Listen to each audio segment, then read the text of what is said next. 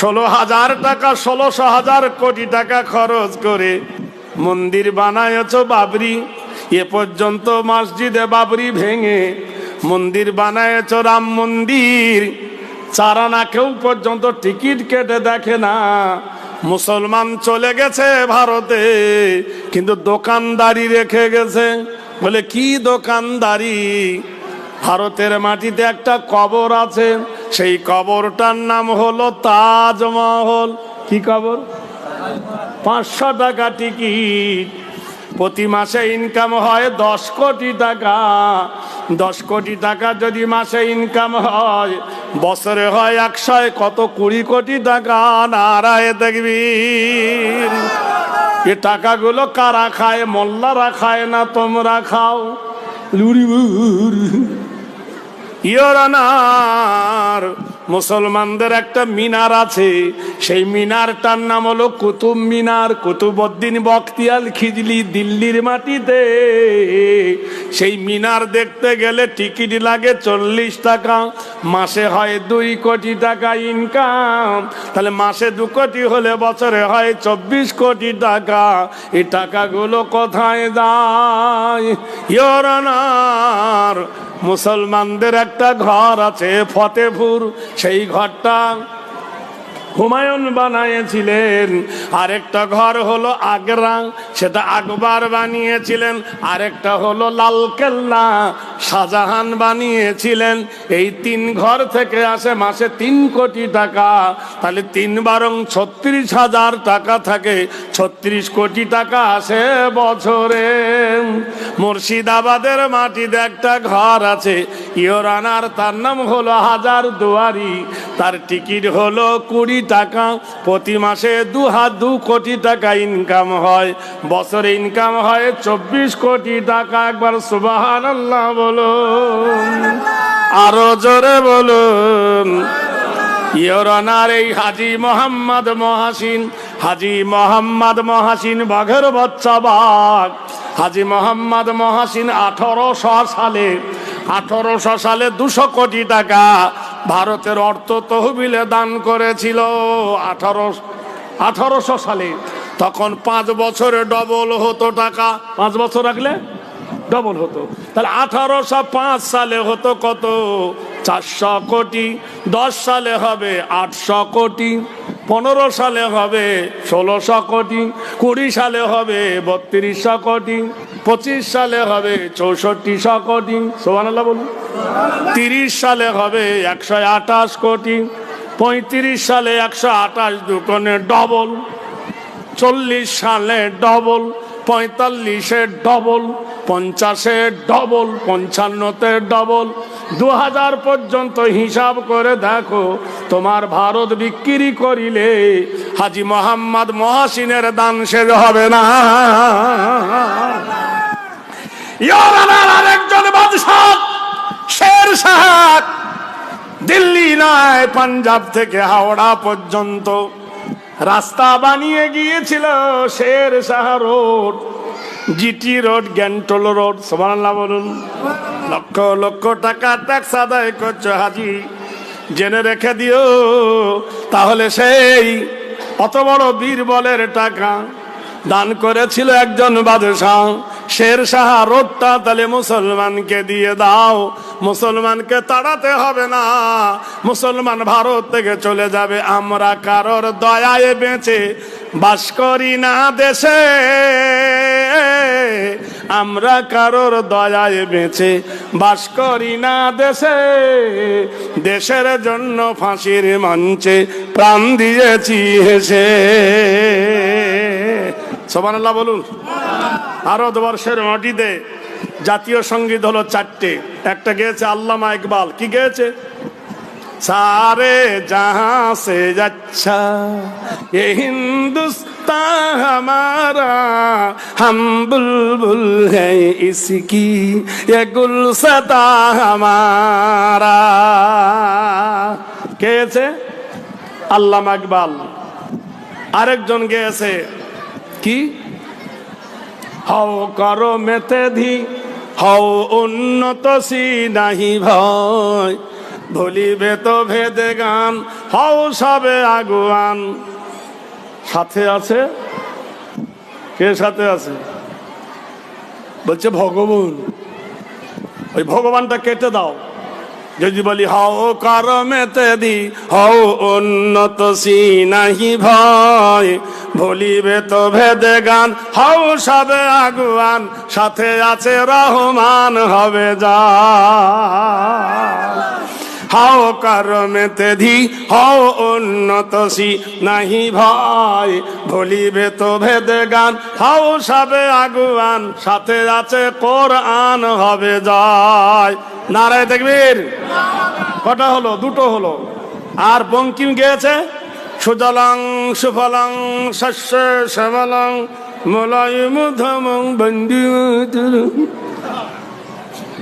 আরেকজন গেয়েছে, নাম বললে এখন গাল কেটে উঠবে, কিছু ভক্ত আছে তো রক্ত দেবে। গেয়েছে কি? জনগণ মন অধিনায়ক জয় হে। প্রাইমারি স্কুলে পড়ায় না, কিন্তু মানেটা করো দিনই। জনগণ মন অধিনায়ক জয় হে। জনগণের মনের মতো অধিনায়ক তুমি। কাকে বলছে? ভারত ভাগ্য বিধাতা, তুমি ভারতের ভাগ্যের বিধাতা। কে তুমি? পাঞ্জাব সিন্ধু গুজরাট মারাঠা দ্রাবিড় উৎকল বঙ্গ, বিন্দ হিমাচল যমুনা গঙ্গা, উচ্চল জলধি তরঙ্গ।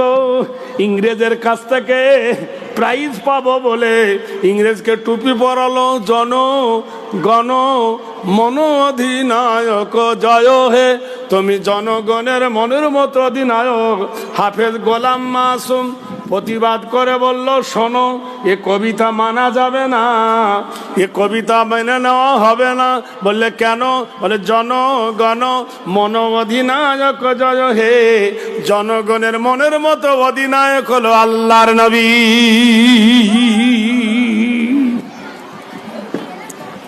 ভারত ভাগ্য বিধাতা, মানুষের ভাগ্যের বিধাতা ইংরেজ না আল্লাহ।